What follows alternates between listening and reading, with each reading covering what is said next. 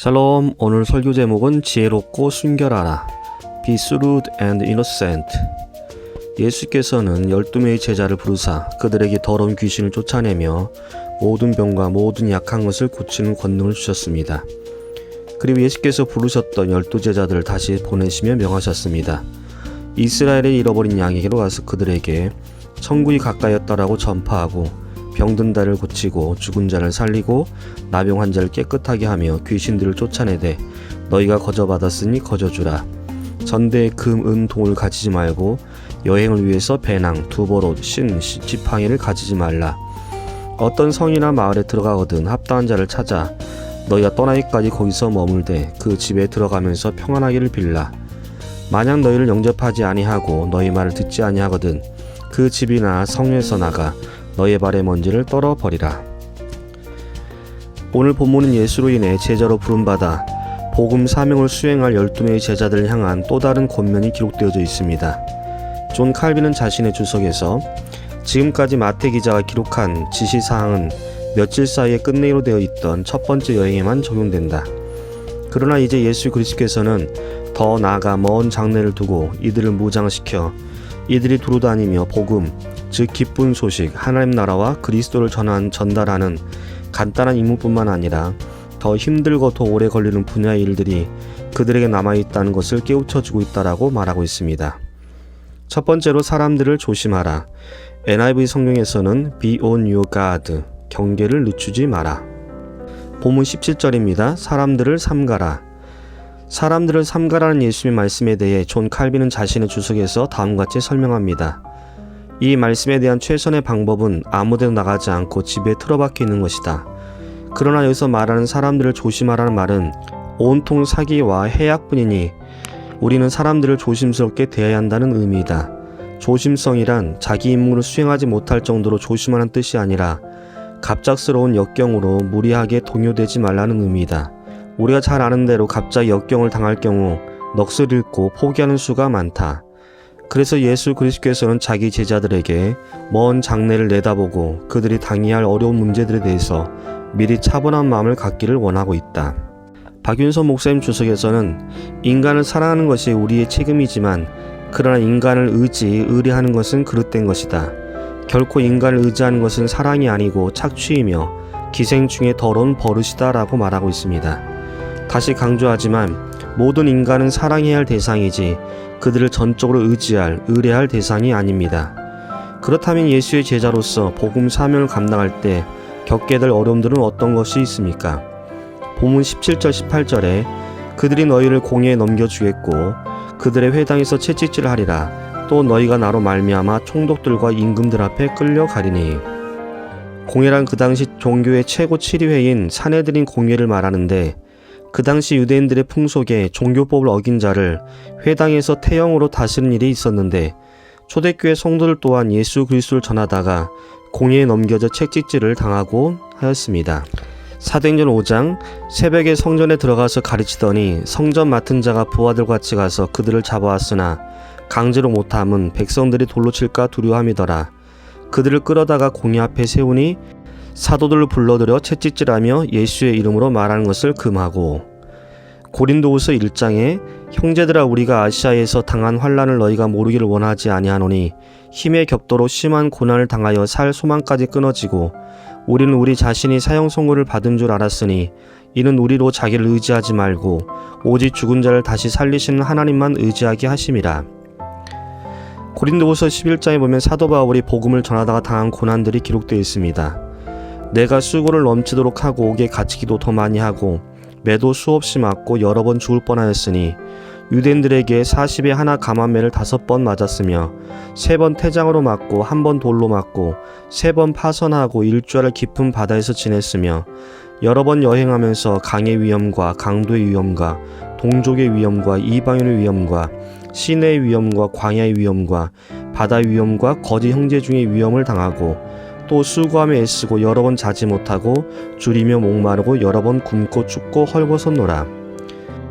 베드로전서 4장 너희가 그리스도의 고난에 참여하는 것으로 즐거워하라. 이는 그의 영광을 나타나실 때에 너희로 즐거워하고 기뻐하게 하려 함이라.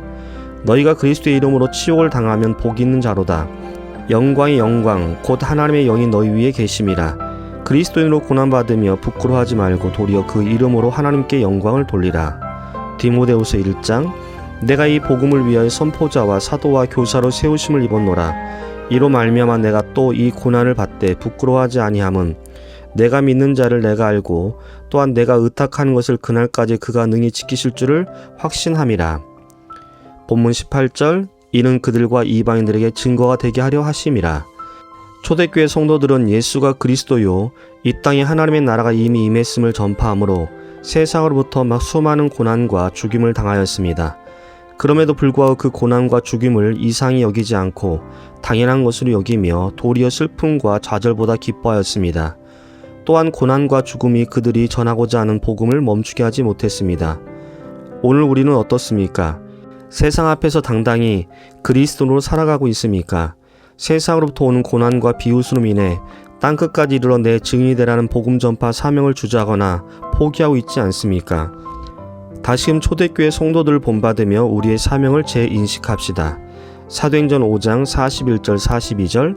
사도들은 그 이름을 위하여 능욕받는 일에 합당한 자로 여기심을 기뻐하면서 공회 앞에 떠나니라. 그들이 날마다 성전에 있든지 집에 있든지 예수는 그리스도라고 가르치기와 전도하기를 그치지 아니하니라. 두 번째로 염려하지 말라. Don't worry. 본문 19절 20절. 너희를 넘겨줄 때에 어떻게 또는 무엇을 말할까 염려하지 말라. 그때 너희에게 할 말을 주시리니 말하는 이는 너희가 아니라 너희 속에서 말씀하신 이 곧 너희 아버지의 성령이시니라. 누가복음 12장 11절 12절. 사람이 너희를 회당이나 위정자나 권세 있는 자 앞에 끌고 가거든 어떻게 무엇으로 대답하며 무엇으로 말할까 염려하지 말라. 마땅히 할 말을 성령이 곧 그때에 너희에게 가르치시라 하시니라. 이것이 위로이다. 만약에 예수 그리스도께서 그들에게 하나님께서 함께 하실 것과 자신의 확실한 능력으로 이들이 승리를 거둘 것이라는 점을 약속하지 않았다면 자신의 제자들에게 수백 번 권면을 해봤자 소용이 없었을 것이다. 예수 그리스도께서는 성령께서 그들에게 말을 주실 것이니 걱정하지 말라고 자신의 제자들에게 당부하고 있다. 그러므로 예수 그리스도께서는 자신의 제자들에게 자신들의 능력을 보지 말고 하늘의 은혜만을 신뢰하라고 명령한다. 또한 너희들의 자원 또는 능력에 대해서는 문제될 것이 없다. 단지 신자들의 혀를 훈련하고 격려하며 순수한 신앙 고백을 하게 하는 성령의 능력만이 문제이다라고 예수 그리스도는 말씀하신다라고 존 칼빈은 자신의 주석에서 말하고 있습니다.